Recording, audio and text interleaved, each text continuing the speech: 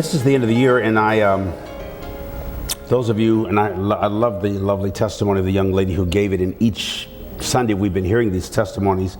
You can do the last of the end of the year giving, which if you haven't met your obligation, thank God I'm going to be able to meet mine this year, but it'll be just before the new year. So if you haven't met your obligation, we encourage you to do that once you make the commitment. And I always say, when you make a commitment to a church or project, regardless of its size, don't ask, can you afford it? Ask yourself, can you be trusted with it? Whether that commitment is 500 or 5,000 or 50,000, and we do get commitments like that here. If you make it, and you make it from your heart, it will come. Yes. I've noticed that many, many times. Can you not hear me? So if you make a commitment, and you should, then follow through. And sometimes you squander it, or you don't give it where you say you're going to, and then you'll look up one day and it actually came through you, and you don't know where it is. But when you focus it and target it to the place where you want it to go, or where you committed to go, it goes there. And it shows up in your life in very powerful ways. So we have a wonderful operation going. I'm going to talk about, last Sunday I talked about bridging humanity to divinity. And my topic today is a little bit different. I'm talking about the missed story, or the mystery of one God, if such a thing exists. This is one church. We have a service next door.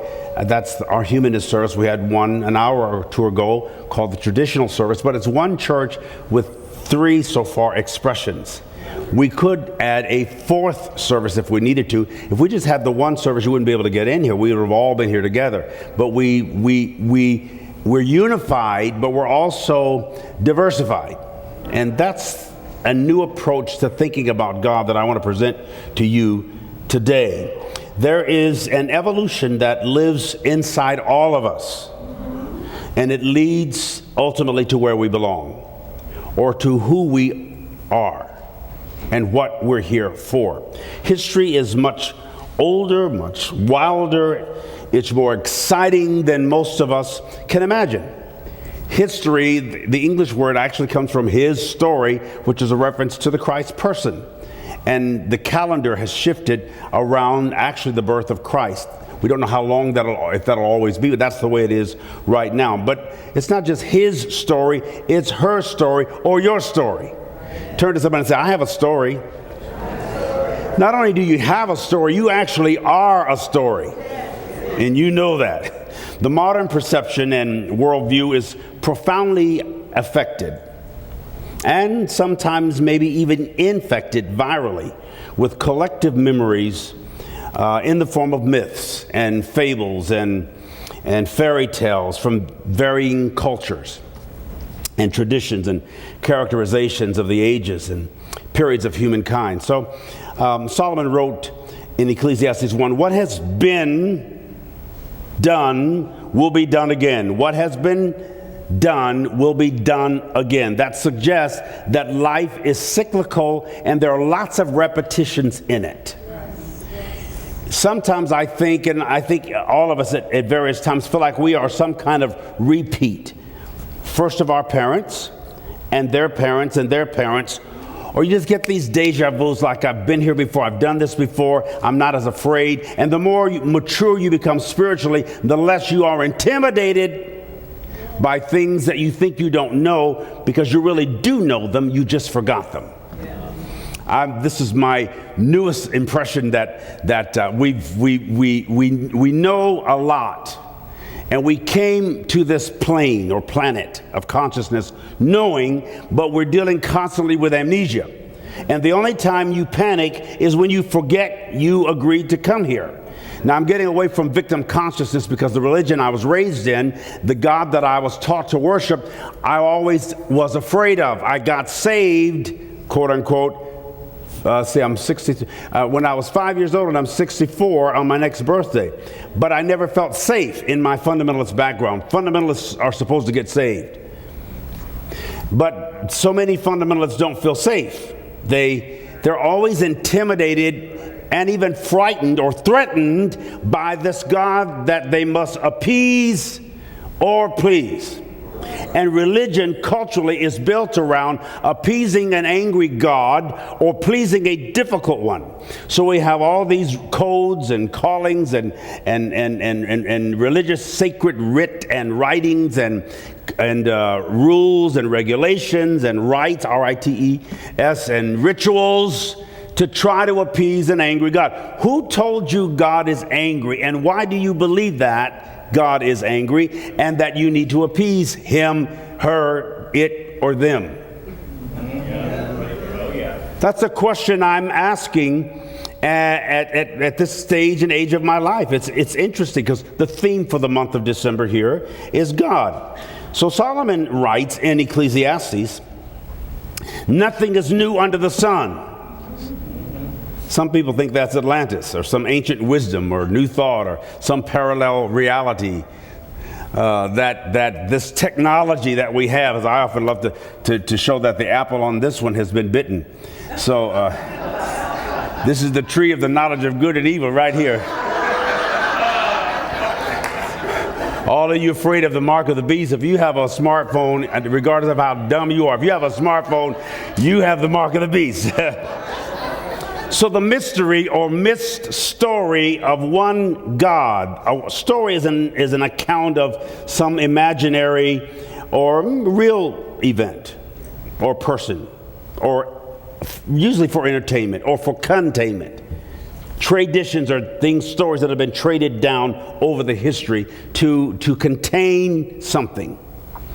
Most of us have family heirlooms, things that we are sacred and we love. I remember my aunt, my great aunt, my mom's aunt, she was like our grandmother because my mother's mother died when she was 53 years old in 1964. I was 10. So her aunt, her sister, my Lila, was pretty much the matriarch of our family until she transitioned about 3-4 years ago at 97, I think, something like that. But the last time I was at her house, she said, go in there, son, and go in that closet and bring that bag out of there. There's a sack in there, and it's got obituaries in it. I said, what? She said, no, go in there, just go right around the corner and bring that sack in here. And she couldn't walk. She was sitting in the chair, and so I brought this big sack and all these there were hundreds of funeral programs with wrinkled faces of loved ones. And that there's your Uncle Jed, and that's your Aunt so-and-so, and she would go through the history of the traditions of our family. I didn't realize that would be one of the last times I saw her. I don't even know where that bag is. I might have brought it home. Black folks love to keep obituaries. I don't know what. White folks just throw them right away. Nothing wrong with y'all. So you talk about the integration of cultures. Are we one? Now, the scripture starts, the Hebrew Bible starts with, in beginning God. In the beginning, God. The next word is created, but in beginning God. But the Hebrew word is Elohim, which is the plural of El.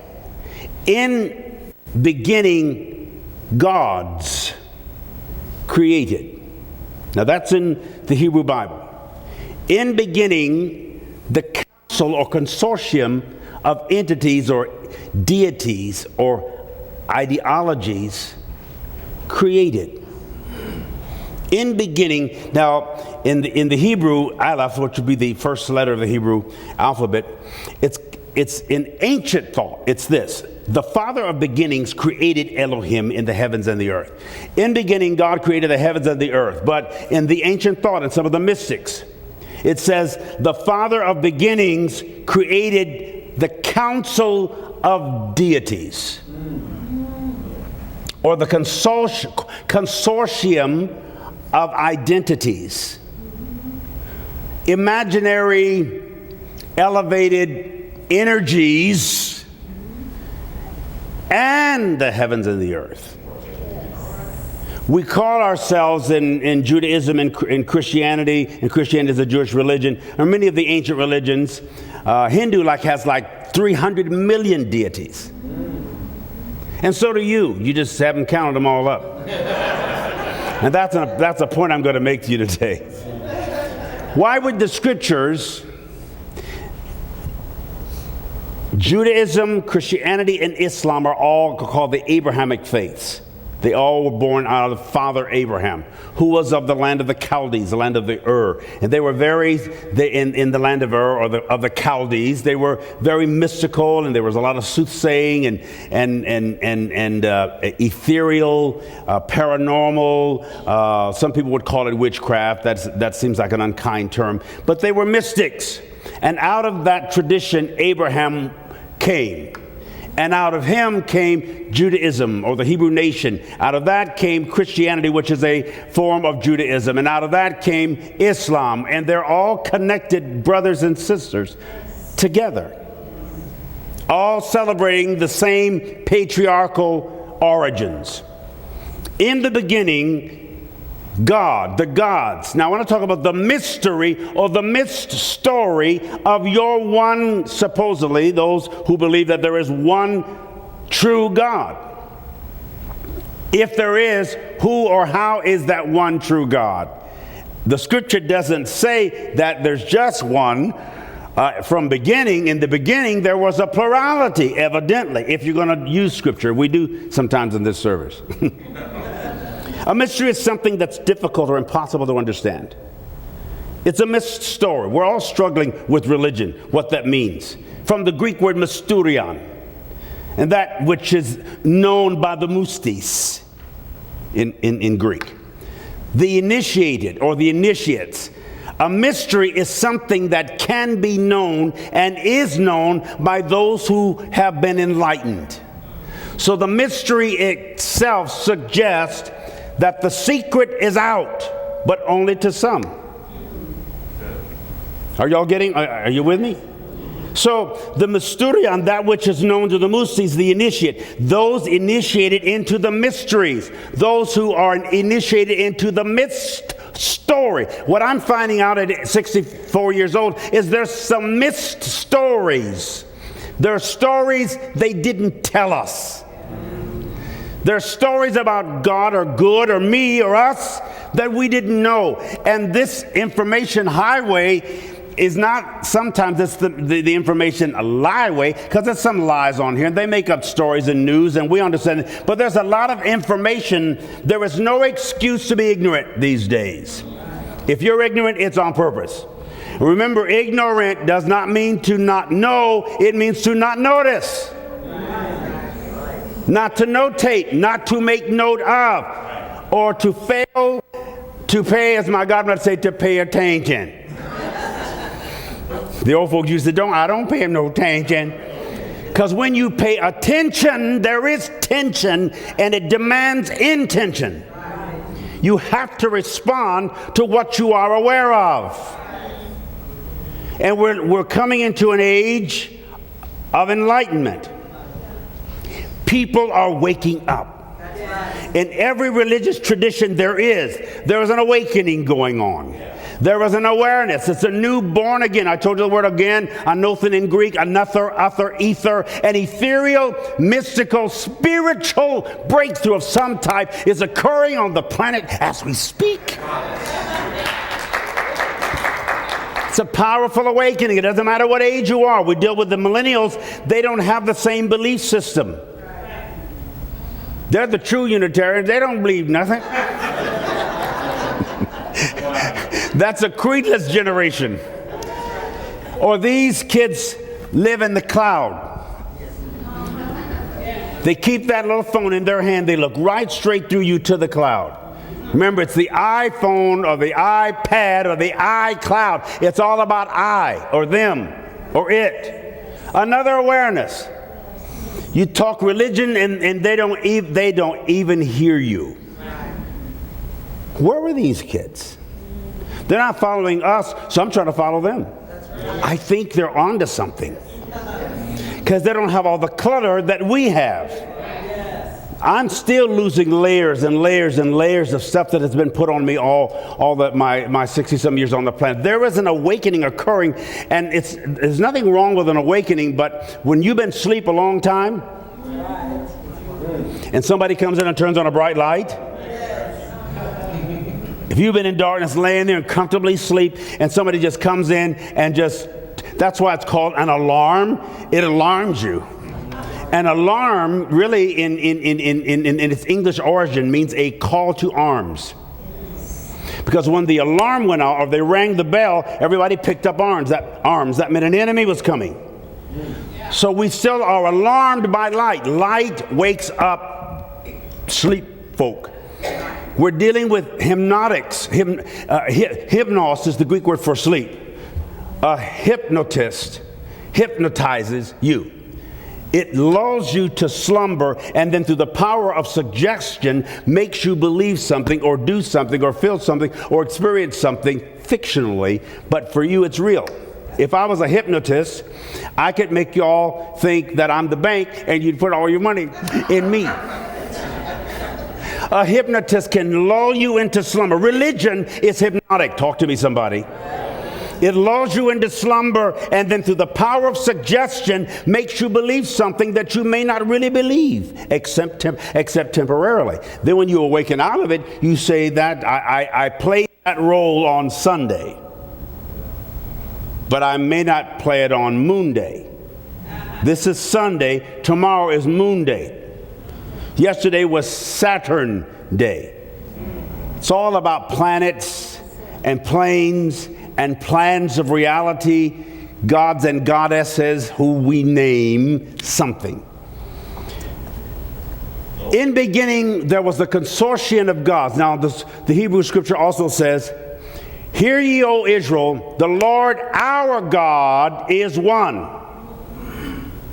That word means unified. It doesn't mean singular.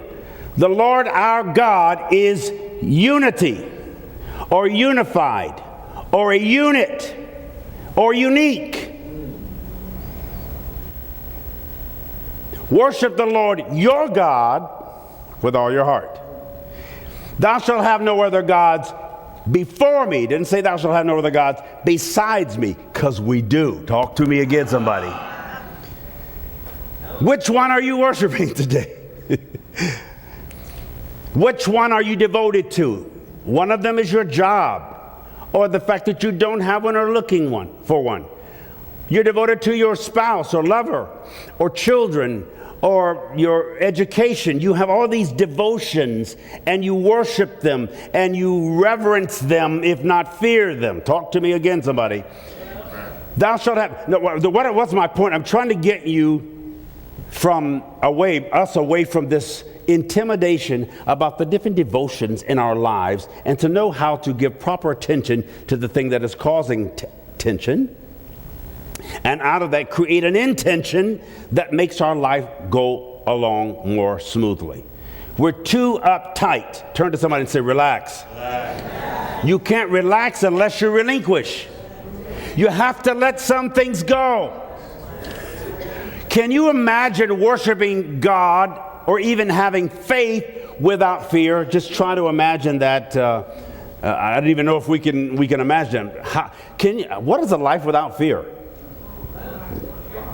Is a life without fear possible, or is it a life without fear a life without pain? I think most of us believe more that life can be without fear than we believe that life can be without pain, because we don't know how to stop hurting. That's why sugar exists on the planet. Or alcohol, or whatever y'all use to stop the pain. More painkillers. The two most prominent meds that are sold in this country every year are sleeping pills, sleeping aids, and painkillers. Isn't that something? And more Americans kill themselves than kill somebody else.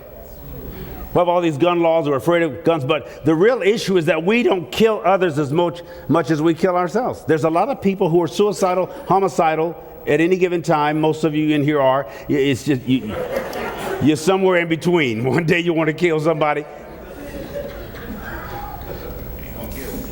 Black folks don't usually kill. We don't kill ourselves. We will kill you first. White folks kill themselves. We praying for you. What is this? What is these two energies. The one's real negative and one's real positive, one's very hopeful, one's very depressed. This is a wonderful day. It's a wonderful time. But if you want to, you can think of a million things you don't like about this day, starting with the temperature if you don't like cold, or the ice, or the snow, or what time you're going to get out of here. What are you going to do when you get through this afternoon? It could be good or bad. Family reunions are both wonderful and wonderful. Nobody can hurt you like somebody you love. Talk to me, somebody. Nobody can hate you like somebody you love or who loves you. So love itself is a pathological, almost pathetic, prophetic, precious, and pressured emotion. Love is an emotion. It hurts. Hurts so bad. You remember that song? Back from the 60s? It just come up on me all at once. Mysteries is the secret rites in Roman pagan religion. The mysteries to which only the initiates are aware. In Christian theology, a mystery is a religious belief based on divine revelation, especially one regarded as beyond human understanding.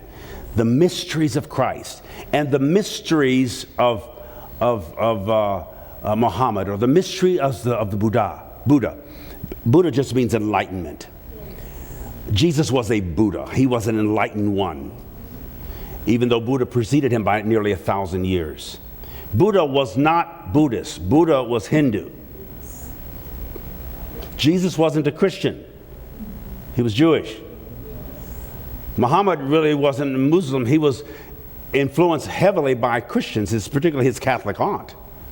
He had revelations and visions, and he was mysterious.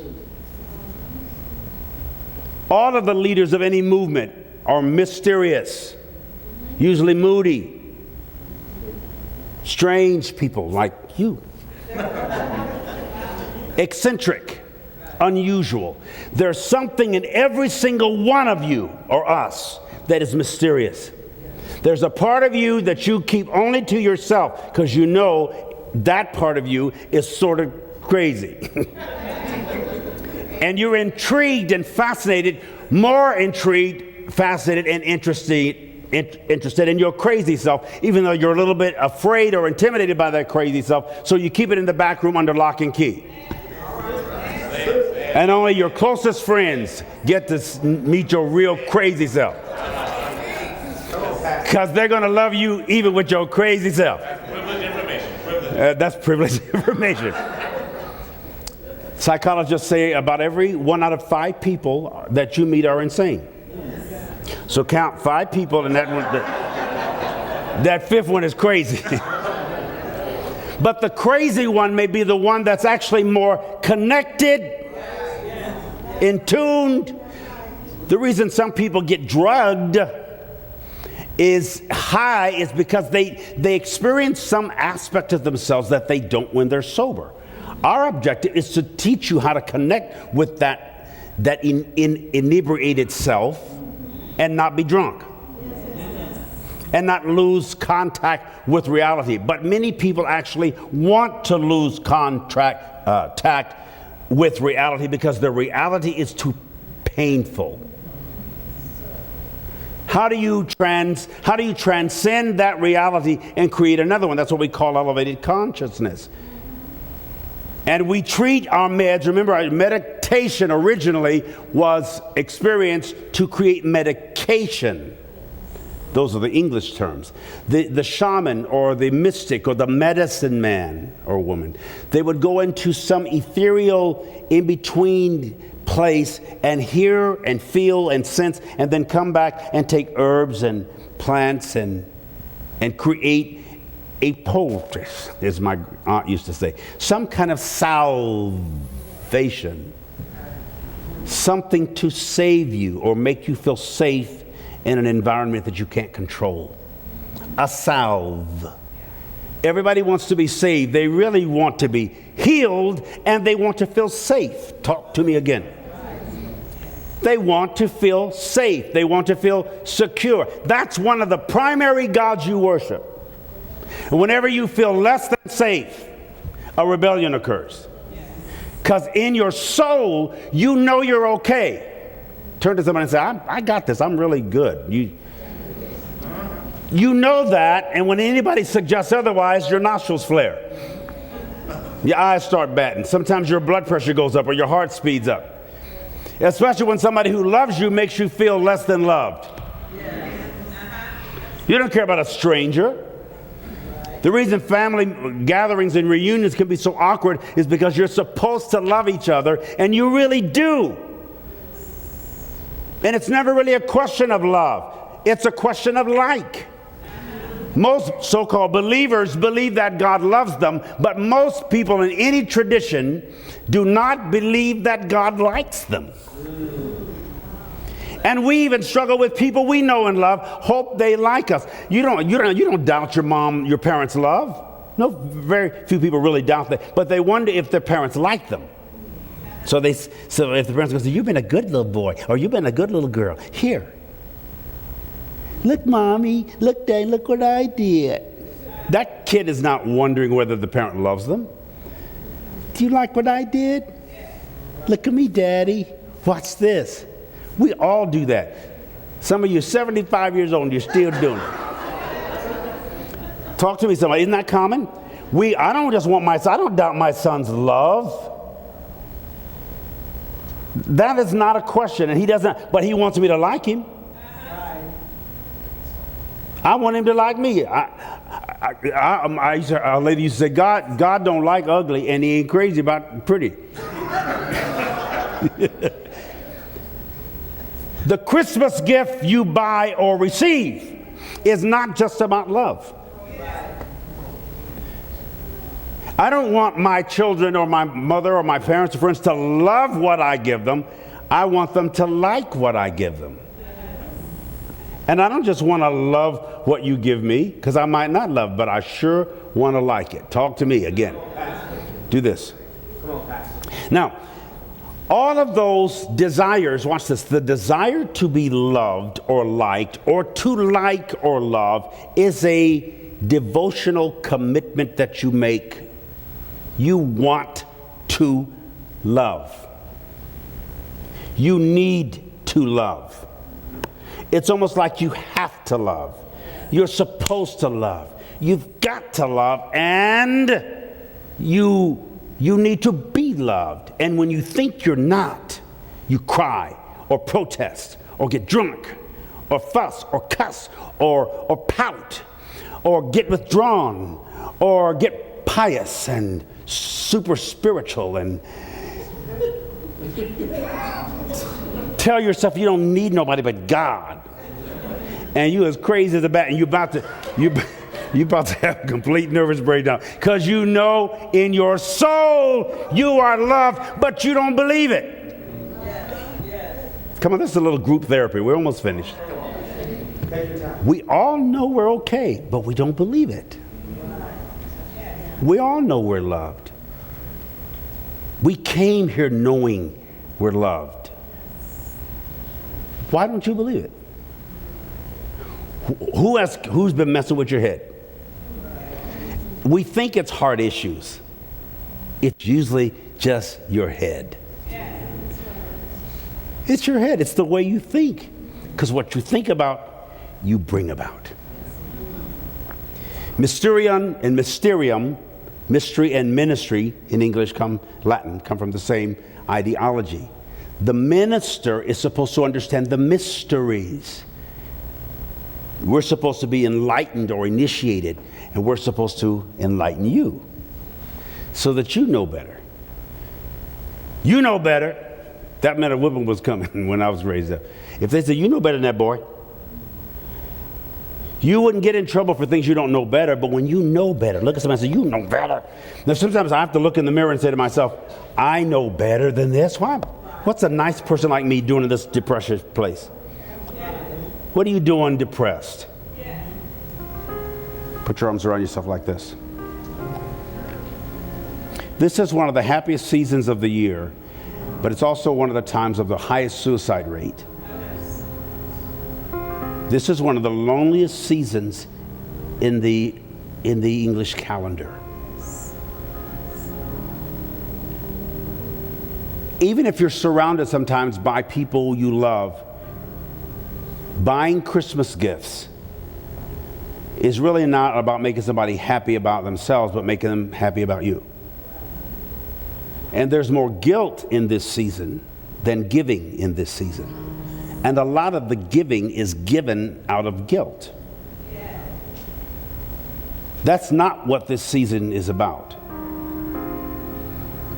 But we struggle with guilt. The sense of inadequacy. I'm not good enough. This whole image we have of Jesus feeling that he had to come and suffer and die and for us because of love or because of guilt. We talk about the long, lonely trip from Nazareth to Bethlehem. House of bread, Bethlehem. A pregnant woman, 9 months, on a donkey. I've made that trip before, by foot, several times actually. But it's cold and she's alone and there was no room for her in the inn. Abandonment, rejection, loneliness, discrimination. Pregnant with a vision. Pregnant with life and rejected. No room for what you're carrying. No room for what you're feeling, and you're stretched out of shape. And it's cold, and somebody wants you to pay taxes. And then you find a little smelly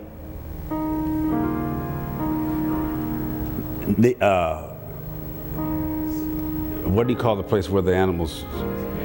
Manger. A lot of you fill in the manger and it's not on Christmas. You're in that little creepy place that's not yours. And you don't know how long you're going to be allowed to stay there. And it's actually where your animals live, the animals in you. The wild beast, or the pets, or the service animals. But they defecate and urinate. And that's where you're birthing the most precious thing to you, in a manger. That's precious, that's pressure. What I want you to do with all of that is, listen, if we can escape the victim consciousness within that manger, we'll be okay. Look at me, please, when I tell you this.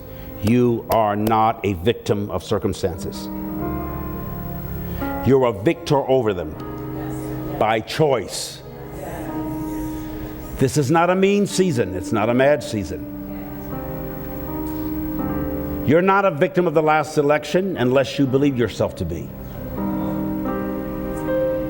It didn't go the way many of us wanted, but I'm going to go the way I want. Y'all can do what you need to do.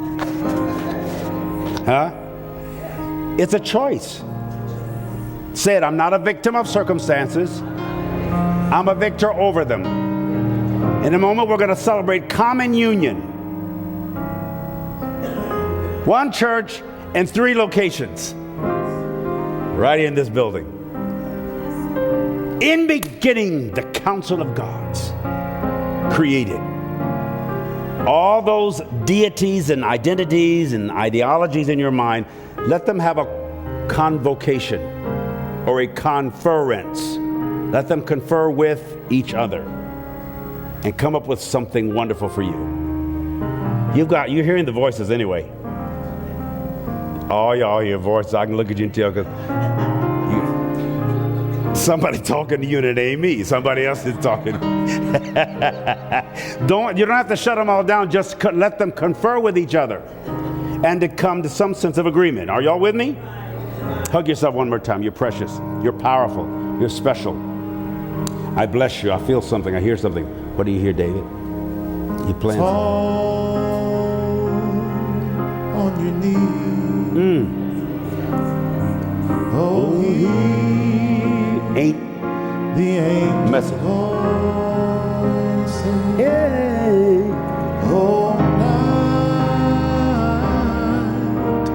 divine. Oh, when Christ was born. Oh, night